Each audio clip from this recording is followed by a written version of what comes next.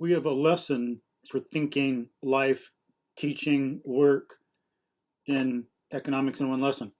Not just about economics. We should learn to think in terms of principles, see a basic idea in a concrete situation, see something, and then see that it's a basic idea that it can extend to many other things. There's many other concrete things to which it applies. It's abstract and comes up in different, manifests itself in different ways. Just like divide and conquer. We can see that as a principle in how Hannibal attacked and was defeating the Romans, except around Rome. He would do that in different ways. He could do a little bit at a time, take over a little bit of a time, a little bit of Italy at a time. He could divide up people against the Romans. And then Scipio was able to defeat him by studying what Hannibal did and improving, because Hannibal, I think, was getting a little lazy from being so successful and not maintaining his adaptation, mental agility. But that principle can come up in different areas, like in stuff you do at work and doing a basic project. Or Jonathan Browning learned it when he was young. He had, when he was alive, more patents on firearms, from what I've heard, than everybody else at the time combined. You get all the other people who had firearm patents, look at him. He had more than all them combined, from what I've read. He was given a rifle when he was young that was damaged in a few ways. I don't remember all the details, but the barrel was bent. The trigger was maybe loose. There was this and that. And he looked at it. It's like, oh my gosh, it's overwhelming. I can't deal with all that. I can't do anything. But then he thought, well, wait, the barrel, it's like bent, but I know how to straighten that. Because his dad was a blacksmith, and he learned from him. And I don't know if this is when he was 10 or 14 or what, but he knew how to straighten the barrel. And then, well, the trigger, that's like messed up. I can like fix that and this, and then the whole gun's fixed. So he learned how to divide and conquer in that respect too. Same basic underlining idea. And then he learned that as a principle, not just as something new in the gun. So when he was older, he could go into a factory that some college-educated efficiency expert had put together and designed. And Jonathan Browning, from what I've read, could walk through it and change it like that and make it even better, because he knew how all the parts work together, how to divide and conquer, how to look at the individual things, make them work together in context of the whole. A principle, divide and conquer. Or in here, and I'll put a link to this that you can read on Internet Archive, Economics in One Lesson by Henry Hazlitt. So the idea is, as he says, I'll read more of the context, but an important thing here, he says, a second main factor spawns new economic fallacies every day. This is the persistent tendency of men to see only the immediate effects of a given policy, or its effects only on a special group, and to neglect to inquire what the long-run effects of that policy will be, not only on that special group, but on all groups. It is the fallacy of overlooking secondary consequences. In this lies almost the whole difference between good economics and bad. The bad economist sees only what immediately strikes the eye. The good economist also looks beyond. The bad economist sees only the direct consequences of a proposed course. The good economist looks also at the longer and indirect consequences. The bad economist sees only what the effect of a given policy has been or will be on one particular group. The good economist inquires also what the effect of the policy will be on all groups. Amen. So, connect, connect, connect. It's a matter of big picture thinking, integrating into one whole. It's not just that. You can reread it, change the words a little bit. The bad scientist, the good scientist. The bad teacher, the good teacher. The bad financier, the good financier. The bad cashier, the good cashier. The bad police officer, the good police officer. And of course, in this case, not meaning bad and good as in morally, but just as in how well they function in their career and all those things, whatever it may be. Teacher, artist, philosopher, scientist, physicist, chemist, pharmaceutical technician, whatever. We should be thinking about the big picture. Or look at this as a principle, as it says here. It's about economics, but remember about other things. We should take this as a principle and apply it to other things. The art of economics consists in looking not merely at the immediate, but at the longer effects of any act or policy. It consists in tracing the consequences of that policy, not merely for one group, but for all groups. Or in something else, basically, don't look at one single concrete in isolation. Connect it to other things in the field that are causally relevant. So if we're teaching, for example, because teaching is presenting wisdom of ages to the youth to help prepare them for adult life, we need to look at the things they need to know. Stuff about the material world, about our biology, about how thinking works, about fitness, things like that, so people can be good, effective adults that can help themselves and help other people. We've got to look at our nature. What are we doing and why? We're self-sovereign social animals. We need to work with other people and be whole on our own. And in teaching, sometimes, it takes communication, so we need grammar. It takes entertainment and sense of humor and playing games sometimes and things like that. So you can learn a little bit from theater or drama or art that is relevant to teaching. Connect, connect, connect. Or this whole thing here. So that's some basic ideas we can get out of this, not just hyper focus on economics. We need to think, what is going on here that I can use in other areas? We should be doing that on our own, and then it can come out in teaching. And then students learn that. They learn how to think in terms of principles, and they will be better off in life. So here, and again, I'll put a link to this. You can read this for yourself. Quote, economics is haunted by more fallacies than any other study known to man. This is no accident. The inherent difficulties of the subject would be great enough in any case, but they are multiplied 1,000-fold by a factor that is insignificant in, say, physics, mathematics, or medicine. The special pleading of selfish interests. Unquote. I have to think about whether that's true or not, but still, we've got to see what fallacies are in our own subject. That's the idea. Instead of just hyper-focusing on this, what mistakes are there in our own field of our own profession or in others? Or, you got to hire you want a fitness trainer or a doctor or a mechanic. Okay, well, what fallacies are in their field that you want to avoid? You want to find someone who does not follow those. It's an important thing to do too. Okay, quote, well, every group has certain economic interests identical with those of all groups.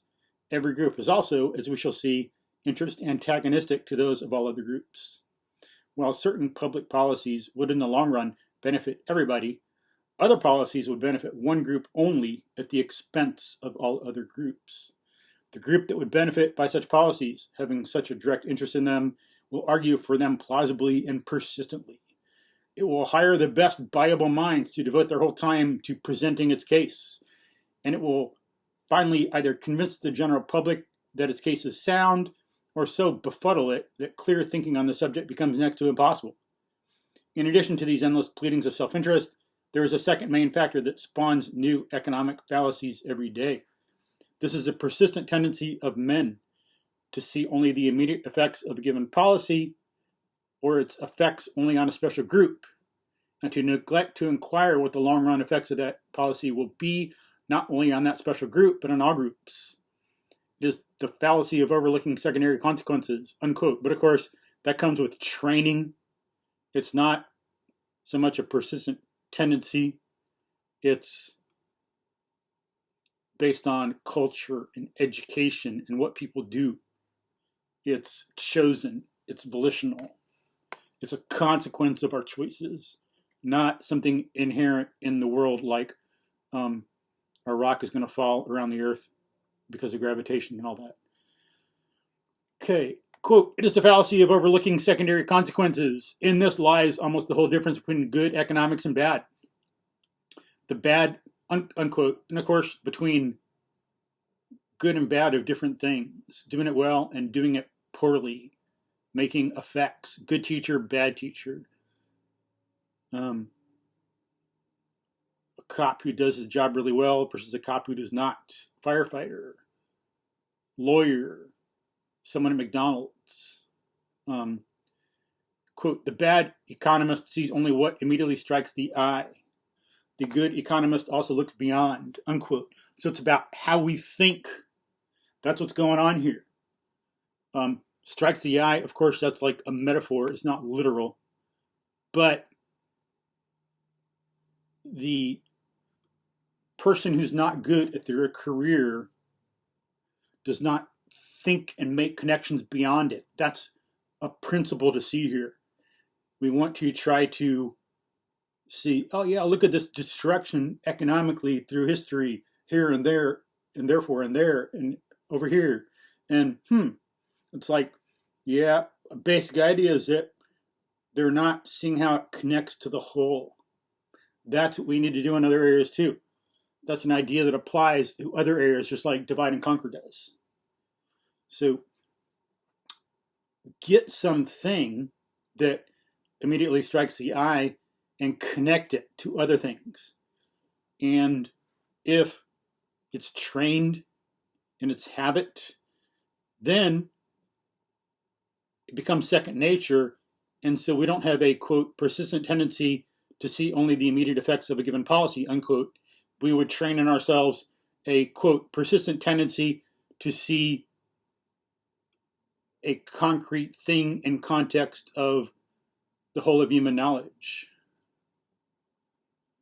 Comes with training and education. And that's a responsibility of teachers, schools, the educational system. That's the function of it and the role. Pass on wisdom, pass on good ways of doing things. So, quote, the bad economist, or I'll go back here, the bad economist sees only what immediately strikes the eye. The good economist also looks beyond.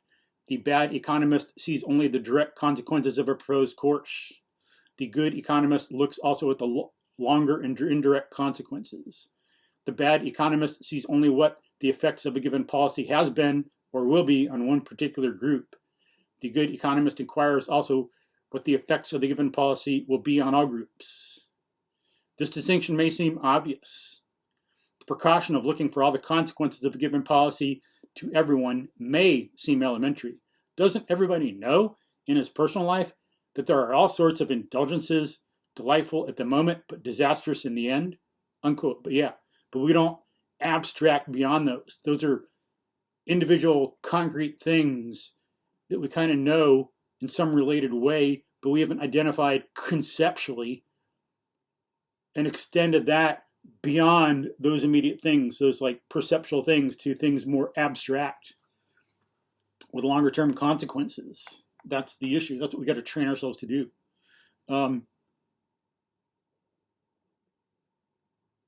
Quote, doesn't every little boy know that if he eats enough candy, he will get sick?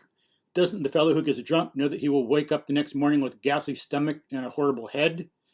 Doesn't the dipsomaniac know that he is ruining his liver and shortening his life? Finally, to bring it to the economic, though still personal realm, do not the idler and the spendthrift know, even in the midst of their glorious fling, that they are heading for a future of debt and poverty? Yet when we enter the field of public economics, these elementary truths are ignored, unquote, or other things. We don't get these things that are more concrete and short term and draw a conclusion from them and make them a more abstract principle in other areas. We don't even make it so much of a principle. It's like, oh, don't drink too much. Don't eat a lot of candy. Don't do this thing or this, but not as a, people don't conceptually identify a principle underlying them all so much. Okay. And so, and this one last part, was it this next page I wanted to look at too, a little bit there. So, quote, the art of economics consists in looking not merely at the immediate, but at the longer effects of any act or policy. It consists in tracing the consequences of that policy, not merely for one group, but for all groups, unquote. That's like what Galileo and Newton did, trying to find the one in the many, as the Greeks called it. The one principle in the many individual things. There's things that are in common, and they're all dogs. Other things look similar, and they're cats. And you find out what their nature is, or you find out things about humans or groups of humans. Or Newton identified the one in the many for things all throughout the universe, because people used to think stuff on Earth followed certain rules, stuff in the heavens followed other rules, but Newton showed underlying principle, the one in the many. There are some underlying similarities or identities to things no matter where they are. F equals ma, gravity, things like that.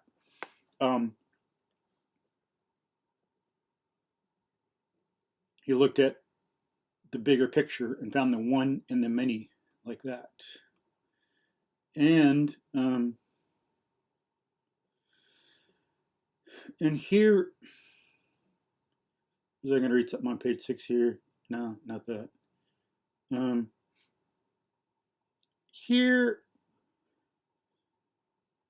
Hazlitt brings up something about, but it really comes from the fact that we're social animals. Quote, well, unquote. So this comes up for other things too, clearly, not just economics, but anywhere where there's,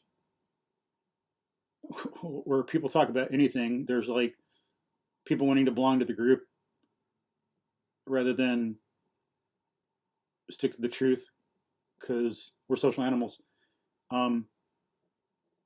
And we need to unite the two, belong to the truth and be truth, belong to the group and be committed to the truth. But, quote, it is often sadly remarked that the bad economists present their errors to the public better than the good economists present their truths. Nah. Unquote. It's just explanations, things like that. Social stuff.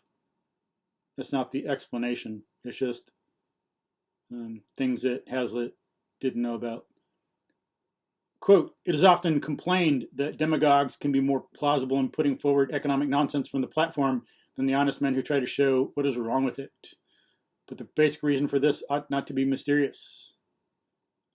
The reason is that the demagogues and bad economists are presenting half-truths, unquote, and relying on people wanting to belong to the group. That's a fundamental thing. It's that group belonging, which is important and deep in our nature and emotional, because we know we need to do it to survive. We need to, and then it's just steered in the wrong way. We know we're going to do better, live better, be safer with a good group of people than trying to do things alone, good group of people. People can do different things. We're going to have language, culture, the benefits of other people, hunting and gathering and making clothes and everything, and art. Whereas it'd be hard to do that all alone. Never mind being a baby and learning it on your own, which would be impossible. We got all this learning passed on to us through culture, tradition. So we know we're going to do way better with other people. And so people want to belong to the group for their survival. And so they'll go along for that reason. But then when it's done wrong, it's destructive. It turns against the people who want to use it to survive. So we need group cohesion and sticking to the group for good things, for things that are true, so that we can have the way it should be. We can be committed to the truth overall, socially and individually.